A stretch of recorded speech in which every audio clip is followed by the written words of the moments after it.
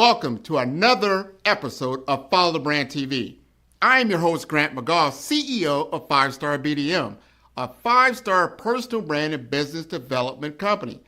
I want to take you on a journey through another deep dive into the world of personal branding and business development using compelling personal stories, business conversations, and tips to improve your brand.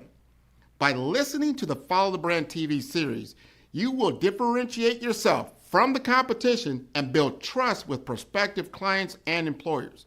You never get a second chance to make a first impression.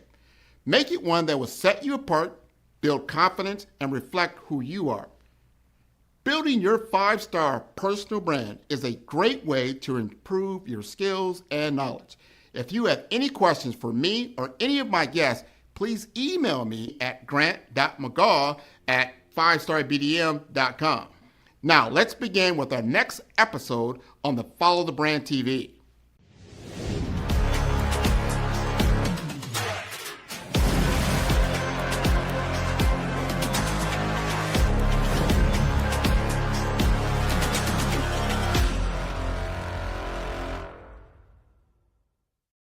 Five-Star BDM, Brand Development Masters, is a professional consulting and advisory group keenly focused on business development services for the small to mid-sized business and entrepreneurs.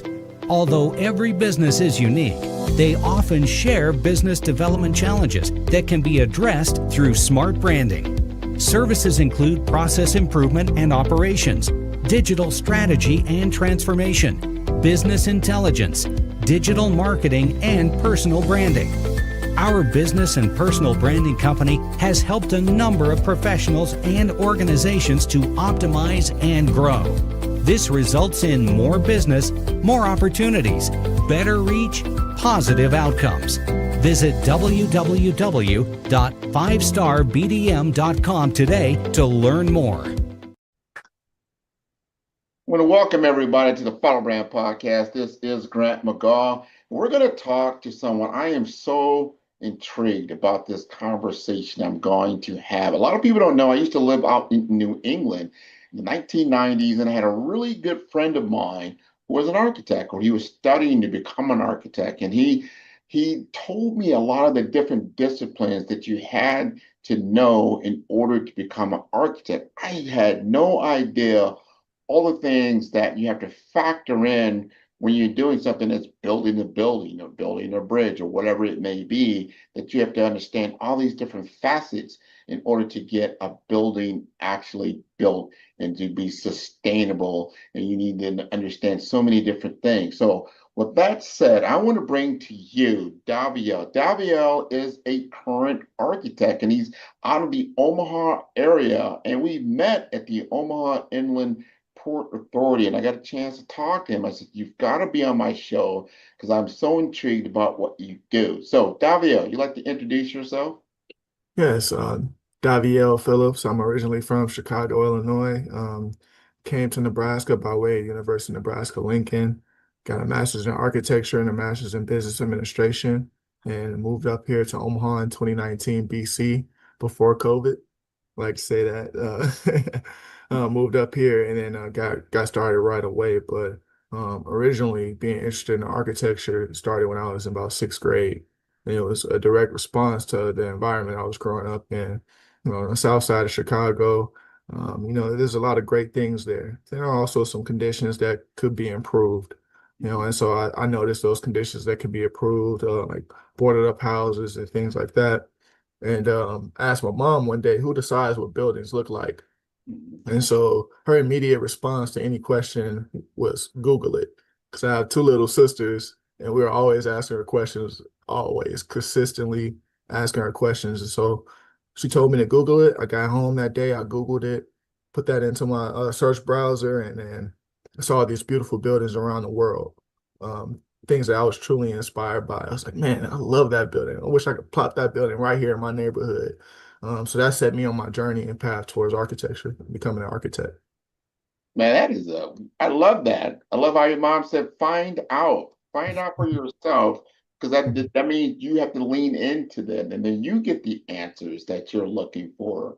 Now, you went to the University of Nebraska. I'm a big, giant Cornhusker fan, so I love the fact you're able to, come from Chicago and come all the way to Nebraska and learn a lot about culture. But in earning for you, earning both a Master of Architecture and an MBA is absolutely no small feat.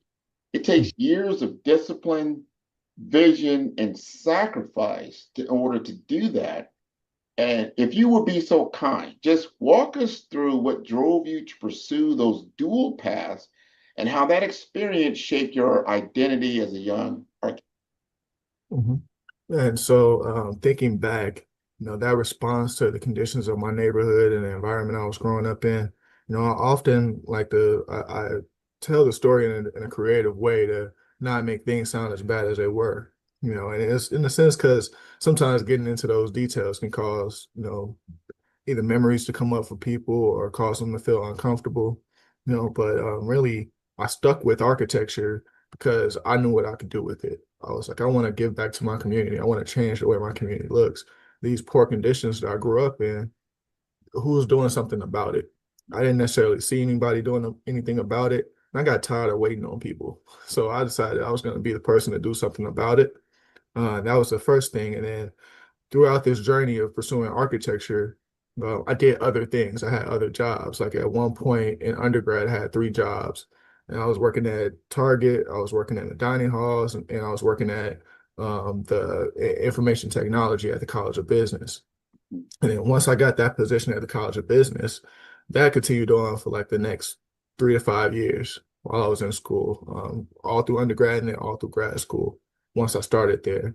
But that position at the College of Business in the IT department, starting out as a technician, I really didn't know anything about IT. I used that principle that my mom taught me, Google it. Yeah, I was Googling stuff. I was figuring out the answer just by doing research, for the IT issues that will come up.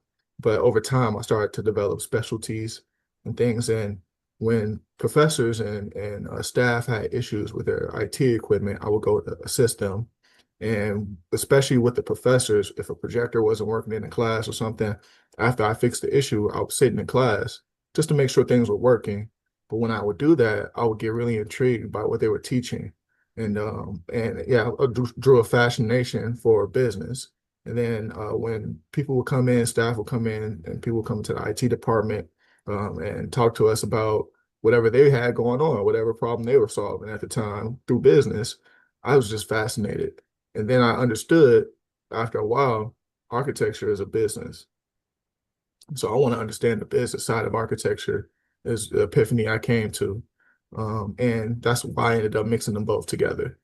And then over time, like reading books like The Miseducation of the Negro, that really helped me because in a sense, it was what I was trying to do, put into a book, put into words, because I wanted to be the person to go back, take my education, go back into the community and help uplift the people and in the environment, totally the quality of life, uplift the quality of life.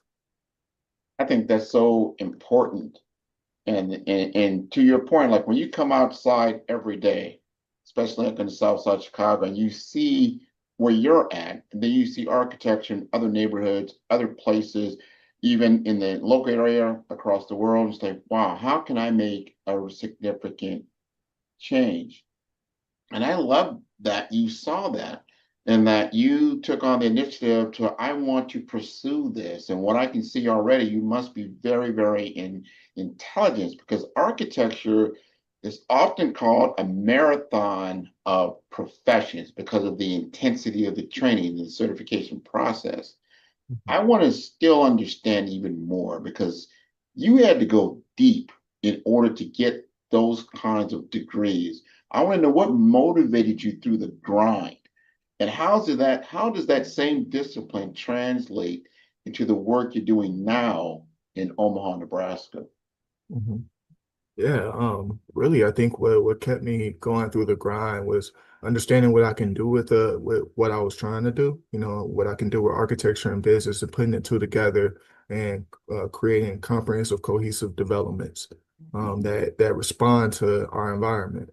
You know, um, But really, that sense of what I can do with architecture came from knowing what my purpose is.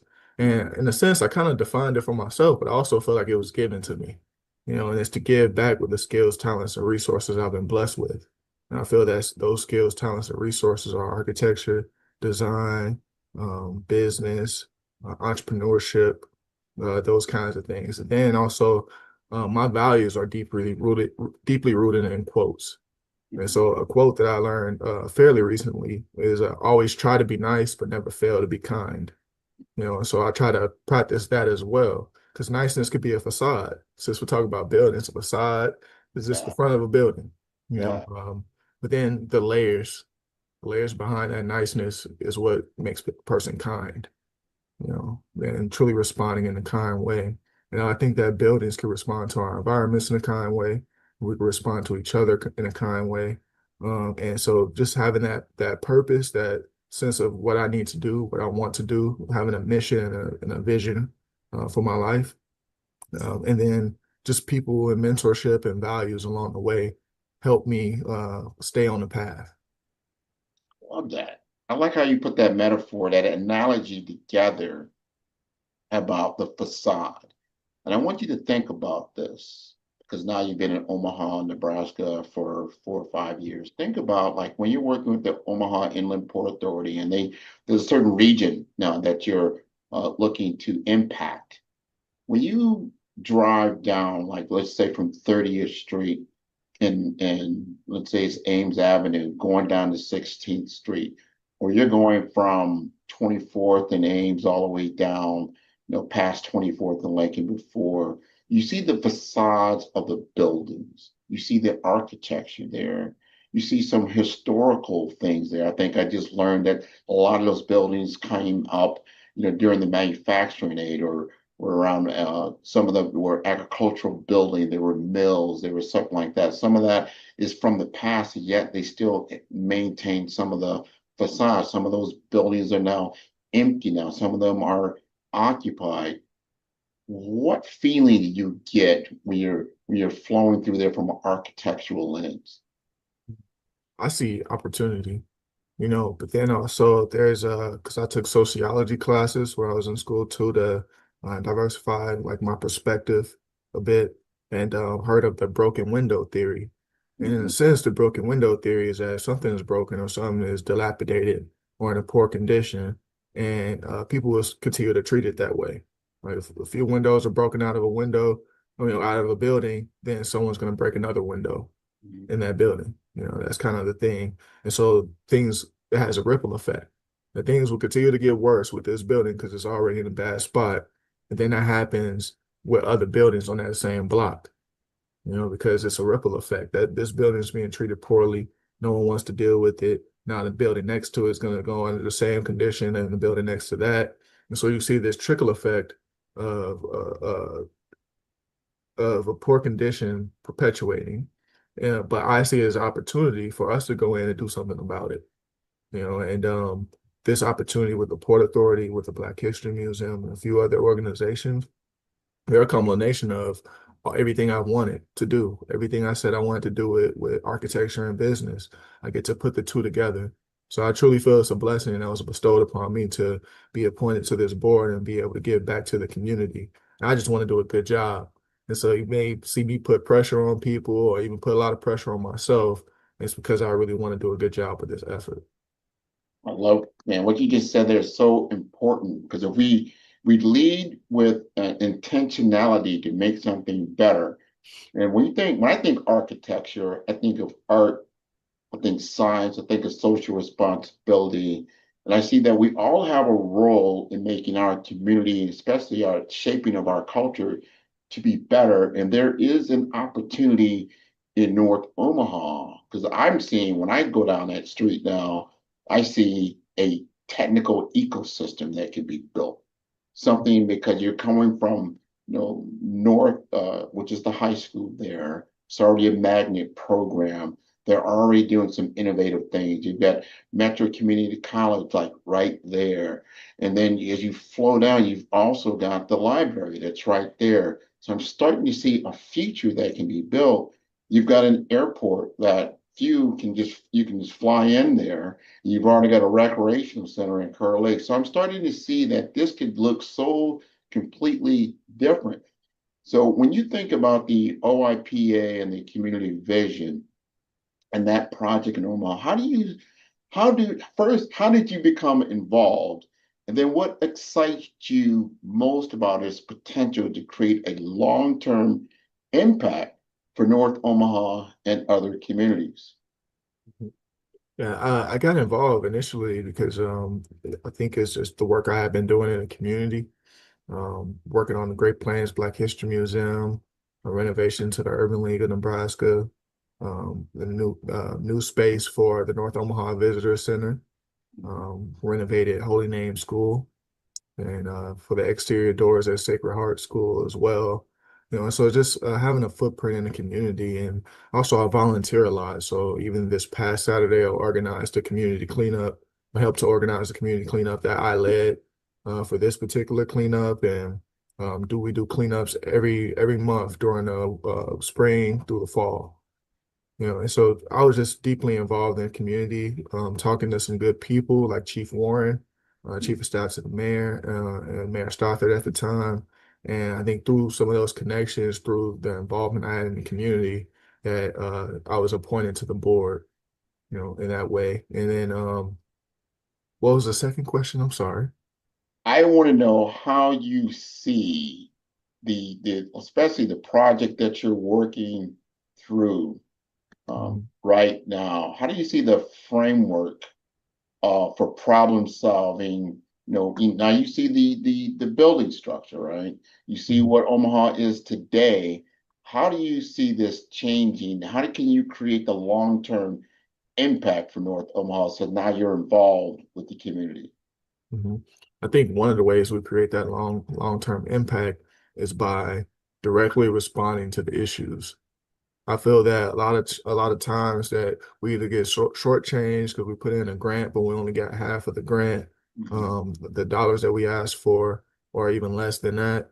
It's times where we know what the issue is, but um, some of the people holding the keys to get things done, they tend to kind of do things their way versus responding to things that the way what the community said, we want this, we need this. They kind of get part of it or half of it or not it at all. And so I think this is a unique opportunity for the Port Authority, who has funding, to directly respond to some of the issues that are in the community that are prevalent, and we can directly respond and get things done, and not have to sit around waiting for someone else to do it. I think that's the biggest thing. Like I see this in communities like whether it's the South Side of Chicago, North Omaha, or any other place that I've been to around the nation or around the world, that really you have to have somebody that's a champion that's going to go and get things done. I like that. This is important. So you, like you said before, it's always like it's wishful thinking, right? And then Mhm. everybody's like, yeah, it'd be nice, but we don't have the money, we don't have the funding. Now you've got the funding. Now you say, okay, what can we do to shape something that's different? And do something that's going to really make and shape and be historical when you really think about it, Mhm. for a number of years to come. So I want to ask you in your role, I mean, design thinking, there's architectural discipline at play. Now, do you see architecture as a framework for problem solving beyond just building the environment? Oh yeah, most definitely. I often tell, especially the youth that I speak with about architecture, that everybody is an architect in a sense. If you ever had an idea that you saw through to fruition, that something that just lived in your head and then now it's a physical thing, I think you architect that dream. Like, you turn that word from a noun to a verb. So I see like the awards that you have behind you and some of your credentials, that credential that you have, like going to college, for example, you said, I'm gonna do this. Mhm. Then you actually went and got that receipt, that piece of paper, you got that degree. You architect that dream. You saw your way through becoming a scholar at that level. And so that's what I do as an architect, really. Someone approaches me about a dream or a vision that they have for either a piece of land or a building that they want to do, like the Great Plains Black History Museum, and Mhm. then I bring them through the process to actually realize that building actually getting done. And so one of the first projects I got to work on from literally beginning to end was over at Micah House over in Council Bluffs, because they also built the early education center right next door to the shelter that they have. And so I was on that project from beginning to end. So I was able to see that vision for early education center for the youth from 0 to 5 years old, that they wanted to have a space for them. And now I got to see the youth running through that building and, Yeah. and enjoying the spaces that I helped to create. So architecting that vision, we all can do that. And I think design thinking is a big piece of it, because it's about being solution oriented, understanding the issue, like especially when you get down to the root cause of the issue. Now you can really do something about it.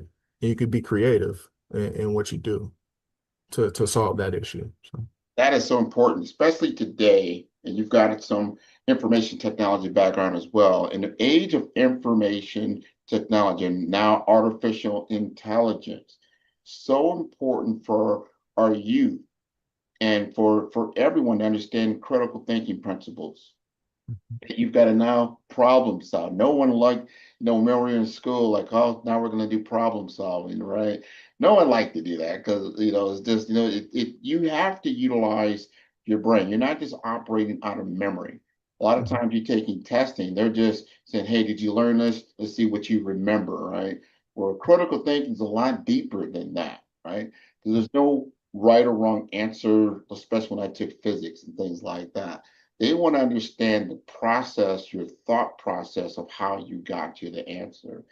That is what is critically important to understand. I know from an architectural standpoint, this is where you take off in what you do and how you're being able to do that. What I want you to, my question for you is, I want you to speak to our youth right now, those that are potentially, let's say they're in middle school, high school, they're in their undergrad program. What advice would you give to them so they can go deeper than not just Googling for that information, but utilizing things like our large language models, their chat GPTs, their Claudes, and things like that, to get the answers to begin to think critically, because this is things that machines cannot do that mhm, are uniquely human in aspect. mhm.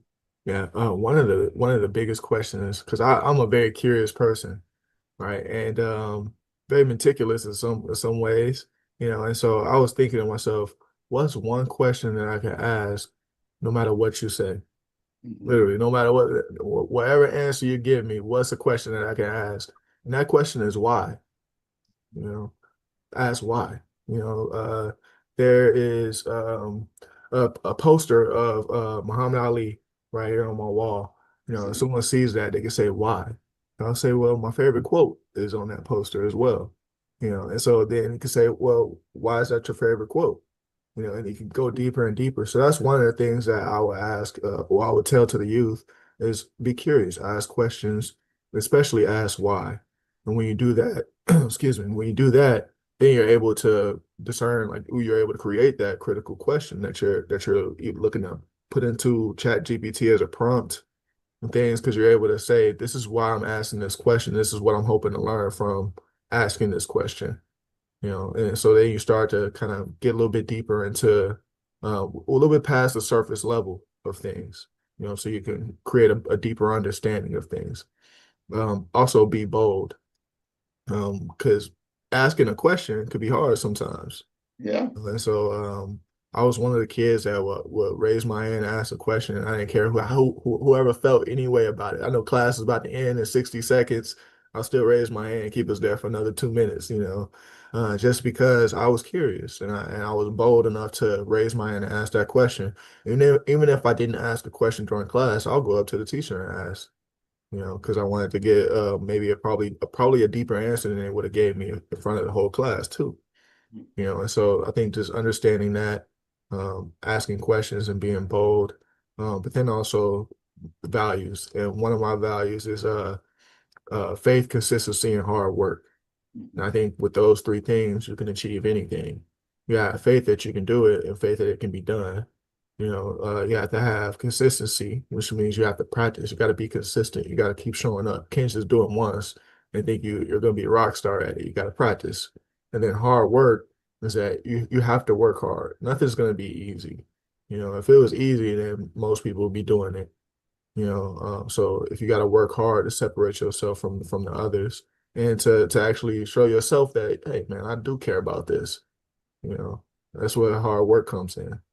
So faith, consistency, 100%. and hard work. You have a framework. And I encourage everyone listening to this particular podcast. What you just said, Davielle, is having a framework, your own personal mission, statement. This is my why, as you just unpack, right? This is why I do what I do. This is why I was able to achieve the results that I have today, because I put in the work, but I adhered to my own framework, my own discipline. I work with the BRAVE framework, right? That's my acronym, because I think no matter what you do, and I'm almost certain you did the same thing, you had to be brave in order to become an architect. Because if you look at that mountain, from a distance, from the bottom, like, you're gonna have to learn this, you're gonna have to learn this, you're gonna have to learn mathematics and geography and weather and all these different things. You're like, wow, but then you look at that like, this is a challenge that I want to take on. This is exactly what I want to do. So you had to be brave. Brave stands for me, it's bold. You've got to be bold, right? You've got to be resilient, right? You got to be authentic. You've got to have a vision and you got to execute. That's brave for me. That's the framework that I wake up every day and doing what I need to do in order to get done. But you develop that framework for yourself. You've developed your framework for yourself. When you look at Muhammad Ali behind you, man, if you really go through his story, it's really an incredible story, because he had already achieved the fact of becoming a world champion, but then it was taken away from him. And he had to go through years of hardship and putting in the hard work to finally get to the point of getting to that championship again. And he took on the United States government in order to do that. That is huge. So when I look at you and I want to talk to you about legacy and leadership and membership, and you've taken on a lot of these leadership roles that you talked about, especially like at the Urban League of Nebraska Young Professionals and Alpha Phi Alpha and some others.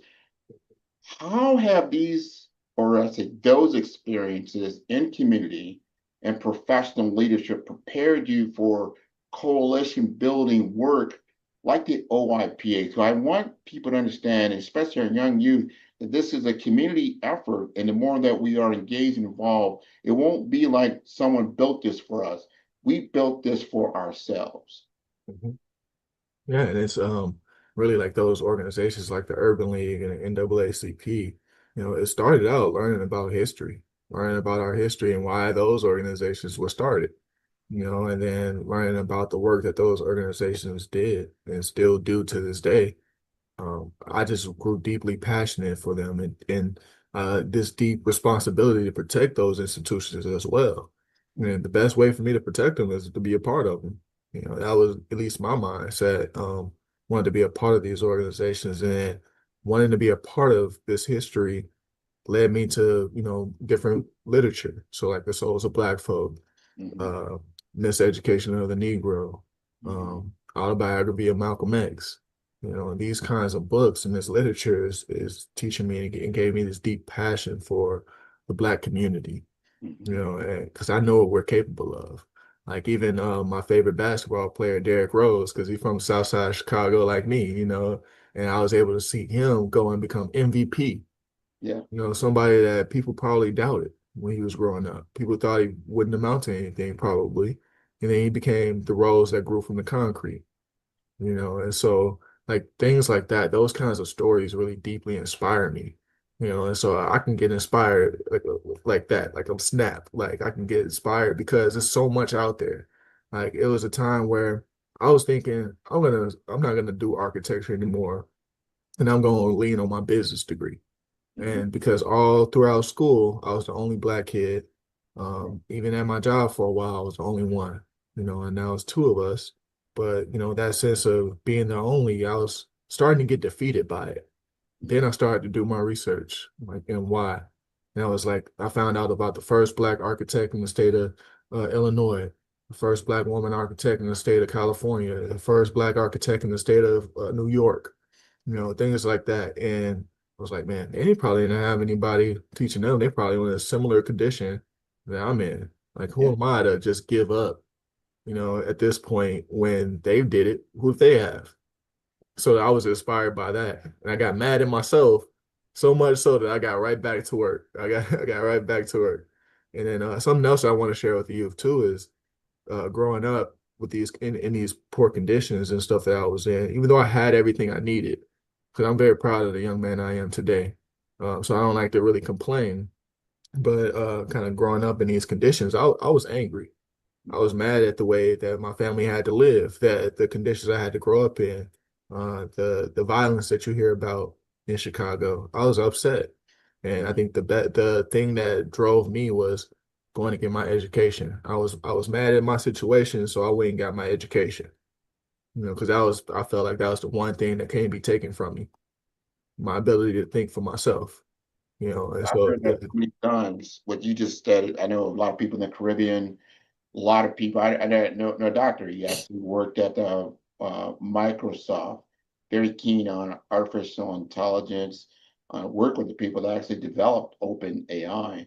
And he said, my way out, growing up, was education. So I fell in love with education. And once you are aware, you can apply what you have learned. And I always look at architecture, it's applied science. You have to apply the mathematics and other things that are so important. So when you look at a building, you just don't see concrete and steel and paint. You see a representation of a lot of thought, emotion, and impact. And I like that. And the fact that you even cited, Malcolm X, that and maybe you knew this, maybe you didn't, but then he was born, in Omaha, Nebraska. And then and now as you come into your own in Omaha, Nebraska, we can host the first mayor, first Black mayor of Omaha, Nebraska, who I went to high school with.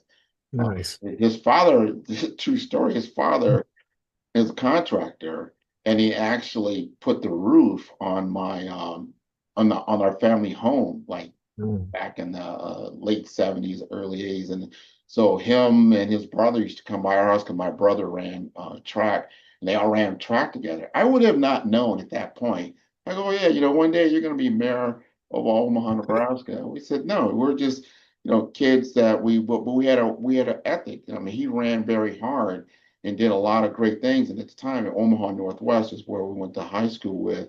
We were just getting a name for ourselves. Northwest wasn't the central at the time, or it used to be a school called Tech at the time, or even Omaha North at the time. Those had names for themselves. Northwest was just starting out, but we made a name for ourselves because we went out there and we won championships. I think you're making a name for yourself. So when you go back to the South Side of Chicago, some of the places that you grew up, and they see you, like they're going to look up to Davielle Phillips. And we were able to showcase, it's almost like an artist, right? An artist always has a showcase, and then you can showcase your work. And when it goes up as a building, that showcase lasts probably beyond yourself. How does that make you feel?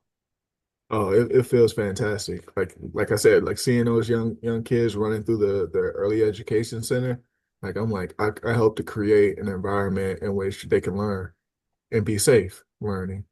And then like I know like Steelhouse here in Omaha, I had a very small role on that project. Like I did some details up in the balcony and things. I like to say like those details led to me having a lot of leg room because I'm pretty tall.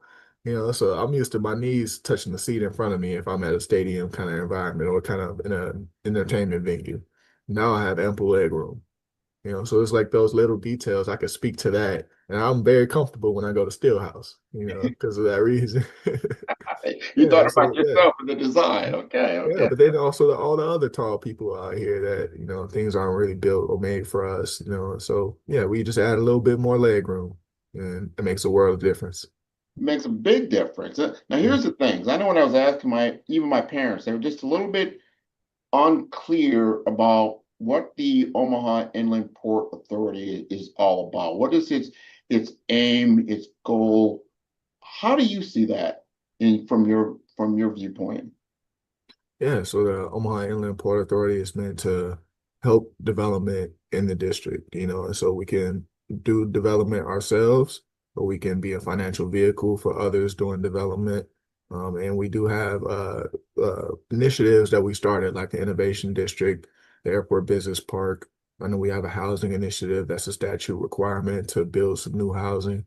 And there's a lot of vacant lots, so we can do some infill development with an innovation district. There's so many different things you can do with innovation. You talked about tech, we talked about architecture. I think those two things, professions have space within the innovation district, and then also entertainment, things to get our youth excited, invested in their education, and then put them on a trajectory where they can win, and not just teach them how to win by themselves, but teach them how to win together, and like, because you mentioned like coalition building and getting people together. I think that educational piece and the teaching people how to get along, we need to learn how to love each other, what Yeah. I mean? So I think that those things are how we make it what we need it to be as far as the Port Authority. And then we have a board retreat coming up soon. And so hopefully the mission and the vision is more clearly defined after our retreat.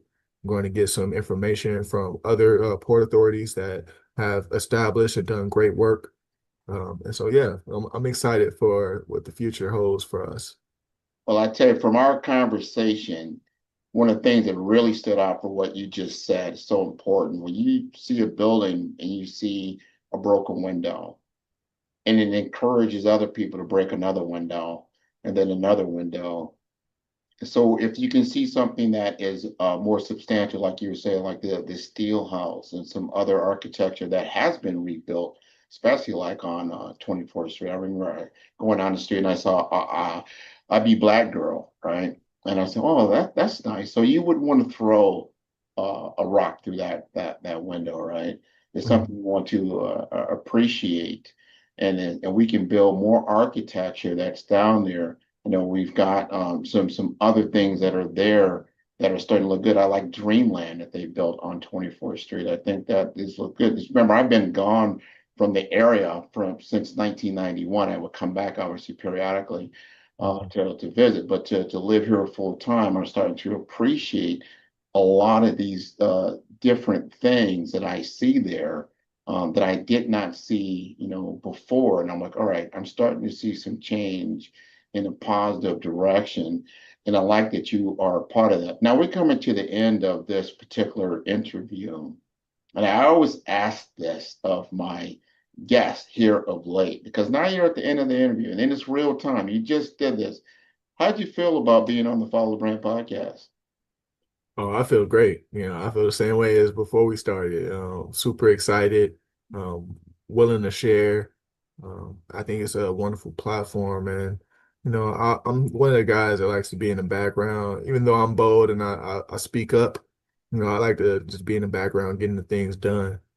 So I'm happy to have a moment where I can come and share what I'm about to the people. Oh man, that's the whole thing, man. Share what you're about to the people. I love what you're doing. I tell you, when I first saw you there, like this is exactly what I want to see. A younger person who's very professional, who's bringing something to our community to make a positive change. So as your children, children, they walk through these particular areas, like, hey, yeah, you can see old Omaha in pictures, but this is what new Omaha looks like today. And I'm glad that you're making that vision happen for us. And I really, truly appreciate you being on the show. And before I let you go, you got to tell us how to contact you, how to, whether you've got email, whether it's LinkedIn. What is the best way to reach Davielle Phillips? Oh yeah, LinkedIn, my LinkedIn.com, like name on there is the same as like my Instagram. It's dreams, the number two, live the number four. Dreams to live for. Because that's what I feel like I have. I have dreams to live for. I want to keep going. Yeah, I love it. Dreams to yeah. live for, man. You can't get no better than that. And I encourage your entire audience to visit us at 5-Star BDM. That is the number 5. That is star, STAR, B for brand, D for development, informasters.com. You're going to see over 200 other individuals like Davielle that are pictured there. They're sharing their expertise. They're sharing their story. They're sharing their experiences to help us all to move forward and create a new future. So thank you again for being on the Follow Brand Podcast. Thank you. Man, who's your favorite podcaster? Man, Grant, man. I love Grant's podcast. Well, who's Grant? I'm going to send you the link. I love Grant. I love the interview. I've done a lot of these, and this is a great one. It's always great to talk to people who know what they're doing, and it's clear you're a great host, and you've done this many times before. I feel great that we're having this conversation here. Met a new person in business who I previously didn't know. It was an amazing podcast. Grant is an amazing interviewer. I learned a lot. Really enjoyed this. Great questions, great talk track. Super appreciate you having me on. It's been a very fun episode to talk about a lot of things that I don't always get to dive into. So this has been a fantastic conversation. I wouldn't be where I am here today, of course, not on this stage. However, not in my current business projection and my current business model without working with you.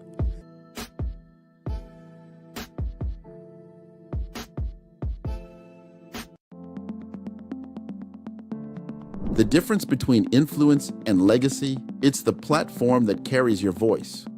You're not visible because you lack talent. You're visible because your brand doesn't speak. I've built 5-Star BDM to change that. Most leaders have the expertise, but not the presence, the vision, but not the vehicle. Across 3 cities, one brand is helping leaders rise above the noise. Here in the heart of Omaha, strategy isn't left to chance. It's engineered with precision. In Omaha, we engineered your executive brand, AI-powered, data-driven, precise. TISA went from a local nonprofit to a national speaker in 90 days. We don't guess your brand strategy, we build it. On the shores of St. Croix, your brand takes on depth and meaning, shaped through curated retreats and legacy experiences. In St. Croix, strategy becomes soul. Our retreats don't just refine your message, they rediscover your mission. One founder rewrote his entire company story here. Funding followed 30 days later. This is where leaders remember who they were meant to be. In vibrant Miami, momentum meets amplification, transforming your voice into a movement. In Miami, your brand becomes a movement. Business development accelerators, audience building. Joy came with an old website and an outdated company name, but she left with 5,000 followers and a waiting list. This is where you scale with soul. 3 cities, 1 mission. Your legacy ignited. It started with a thread. Let's pull it together. Stop blending and start leading. 5-Star BDM, where legacy is engineered, embodied, and ignited. Visit 5starbdm.com and book your brand audit today.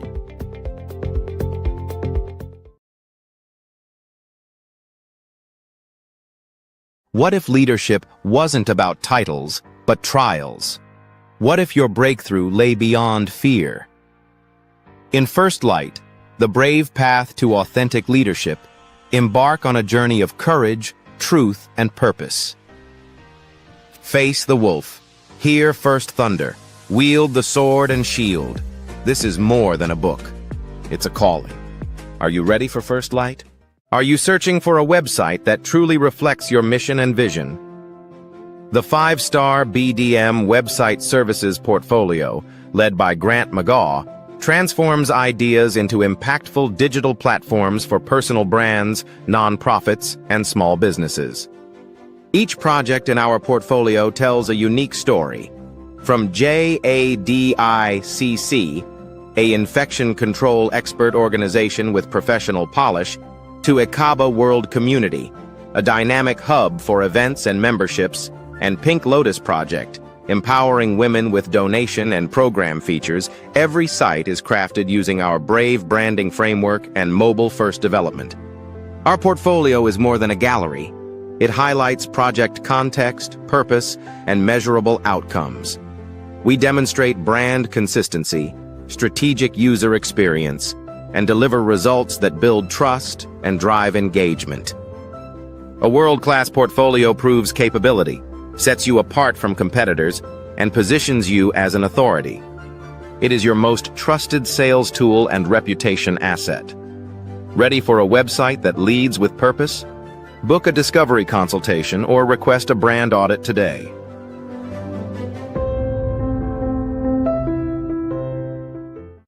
In today's world, where every voice competes for attention, true influence stands out. One visionary has redefined the landscape of brand building. His name is Grant McGaw, and his innovative approach is setting new standards in the industry. Recognized among the top 30 global gurus in branding for 2025, Grant McGaw is a name synonymous with transformative brand leadership. His work is not just about creating brands, it's about crafting legacies. Through his visionary strategies, he is helping leaders across the globe redefine their impact and influence. At the heart of Grant's success is the revolutionary BRAVE framework. BRAVE stands for branding, resilience, authenticity, vision, and excellence. Each element is meticulously crafted to guide leaders in building brands that are not only successful, but also meaningful. Branding sets the foundation, resilience ensures longevity, authenticity builds trust, vision drives innovation, and excellence guarantees quality. This framework is where data meets storytelling and strategy meets authenticity. From healthcare to technology, Grant's methodology is reshaping how industries approach branding. His strategies are not confined to a single sector. They are universal, adaptable, and effective. By integrating the BRAVE framework, organizations are experiencing a transformation in how they connect with their audiences, ensuring their message resonates and endures. Grant McGaw's influence extends beyond frameworks. Through his best-selling books and the acclaimed Follow the Brand podcast, he shares insights and strategies that empower leaders to elevate their brand presence. These resources are a testament to his commitment to shaping the future of branding. Grant McGaw is not just influencing the present, he is shaping the future of brand influence. His work is a beacon for those seeking to lead with purpose and impact. By embracing his methodologies, leaders are equipped to navigate the complexities of modern branding with confidence and clarity. Discover the BRAVE approach to brand leadership and unlock the potential of your brand. At 5-Star BDM, where vision meets results, Grant McGaw invites you to embark on a journey of transformation. Experience the power of strategic branding and redefine your impact in the world.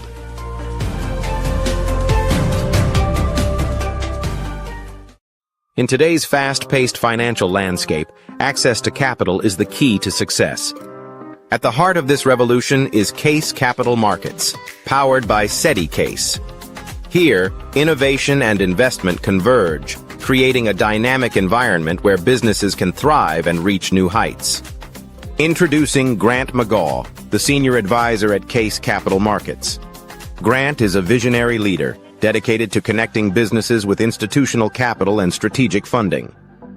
His expertise opens doors to game-changing investment opportunities, making him an invaluable partner for companies looking to scale and succeed in the competitive world of finance. With an impressive 25 years in technology, 9 years in healthcare, and 6 years in investment banking, Grant McGaw has a proven track record. He has successfully closed over $500 million in high-value transactions, seamlessly bridging technology, healthcare, and infrastructure with innovative financial solutions. His experience is a testament to his ability to drive success. Case Capital Markets offers businesses direct access to over 32,000 venture capital firms, private equity funds, family offices, and institutional investors. This network empowers mid-market companies with under $100 million in revenue to scale beyond their limits, unlocking unprecedented growth potential. Debt, equity, growth capital, public offerings. These are the building blocks of the future of capital access. Whether you're scaling a business, seeking investment, or exploring market expansion, Grant McGaw is your trusted partner. Together, you can unlock capital and create long-term financial success. The future belongs to those who take action. Are you ready to elevate your business?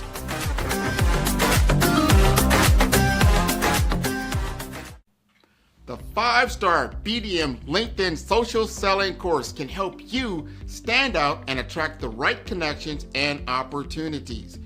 We will help you professionally create your profile, provide personalized recommendations for improvement, and help you create and share engaging content to help you showcase your skills and expertise.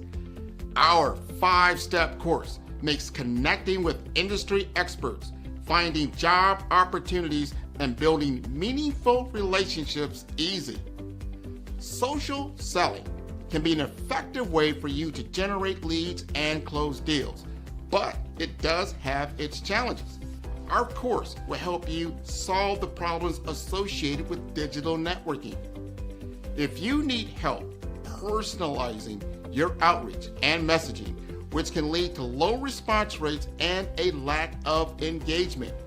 If you need help targeting the right prospects, this course is for you. With so much noise on social media, it can be challenging to cut through the clutter and get your message in front of the right people. Our course will personalize your messaging using our targeting tools and research. You can identify and reach the right prospects. We will also show how to deliver high quality, valuable content that attracts and engages prospects and clients. The 5-star BDM LinkedIn social selling course will address these challenges by implementing best practices. As a result, you can improve your social selling efforts and generate better results. Are you looking to improve your LinkedIn profile and reach a wider audience? Social selling is an effective way for you to generate leads and close deals, but it does have its challenges. Some common problems we saw with social selling include lack of visibility. If your profile is not optimized or you're not actively participating in groups or sharing content, it can be difficult to get noticed on LinkedIn. Number 2, lack of personalization. Some businesses struggle with personalizing their outreach and messaging, which can lead to low response rates and a lack of engagement. Also, difficulty targeting the right prospects. It can be difficult to identify and target the right prospects on social media, especially if you don't have access to robust targeting tools. And number 4, outdated content. If your LinkedIn profile or content is not up to date, it can give the impression that you're not actively engaged on the platform or that your skills and experience are not current. And lastly, poor quality content and not leveraging video and picture to convey ideas. To solve these problems, the 5-star BDM LinkedIn Optimization Social Selling Video course will help you focus on personalizing your outreach and messaging to better connect with prospects. In module number 1, the foundation, we will help you create high quality, valuable profile that will attract and engage. In module 2, the story, optimizing your LinkedIn profile to make sure it is complete, accurate, and visually appealing. In module number 3, the experience, using your targeting tools and research to identify and reach out to the right prospects. In module number 4, engagement, establishing a consistent follow-up process to nurture leads and build relationships over time. And lastly, in number 5, execution. Understand the metrics to help you measure your brand effectiveness. By addressing these challenges and implementing best practices, you will improve your social selling with the 5-star BDM LinkedIn Optimization Social Selling course. Listen to what others have said about 5-star BDM. Grant, I'll tell you why I'm here, right? I'm here because I love your brand. When we started chatting on LinkedIn, we connected. I checked you out and I go, man, this guy knows what he's talking about. You were definitely instrumental in helping to shape that knowledge of who I am. Because at first I thought, well, I am an actress. I am a writer. I am a producer. I am a speaker. And so I said, well, I must be a creative communicator. I know that there is a narrative thread here, but you nailed it when you said you are a storyteller.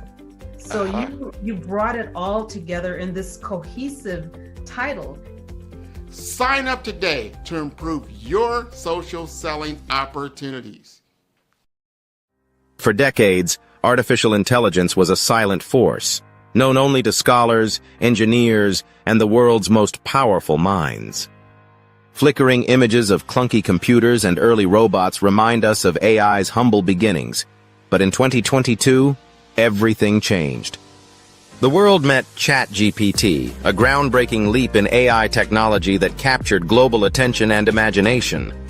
Social media exploded with headlines proclaiming, AI is taking over, and the future is now. AI was no longer just a concept, it was a reality. But the evolution didn't stop there. Enter agentic AI, an intelligence that doesn't just answer questions but takes action. This new wave of AI is reshaping our world in ways we never imagined. Agentic AI represents a monumental shift. It is intelligence that reasons, makes decisions, and propels us forward without waiting for permission. Imagine AI that monitors a patient's vitals in a hospital room, generates real-time financial insights in a corporate boardroom, and seamlessly transitions customer service chats to human representatives. This is not the future. It is happening now. Mandeep Maini, speaking with unwavering conviction, emphasizes, this isn't the future. It's happening now. AI that makes decisions, AI that reasons, AI that moves us forward without waiting for permission. Her words echo the transformative power of agentic AI, urging us to recognize the profound changes unfolding before our eyes. Grant McGaw adds, this changes everything. Business, healthcare, our daily lives. Are we even ready for this? The impact of agentic AI is vast and far-reaching. From AI-generated stock market predictions to AI-assisted MRI scans, the technology is revolutionizing industries and challenging our understanding of control and autonomy. As we stand on the brink of this technological revolution, we must ask ourselves, will we control AI or will it control us? In a futuristic lab, a robotic eye processes trillions of data points. Join Grant McGaw and Mandeep Maini in this electrifying episode of the Follow the Brand podcast, where the past, present, and future of AI collide. The revolution is here. Are you listening? That's a really important question and consideration when it comes to adoption. How will we go about it? A very important aspect of AI implementation, and that's where I focus my work on, is AI adoption in healthcare specifically, is preparing the workforce.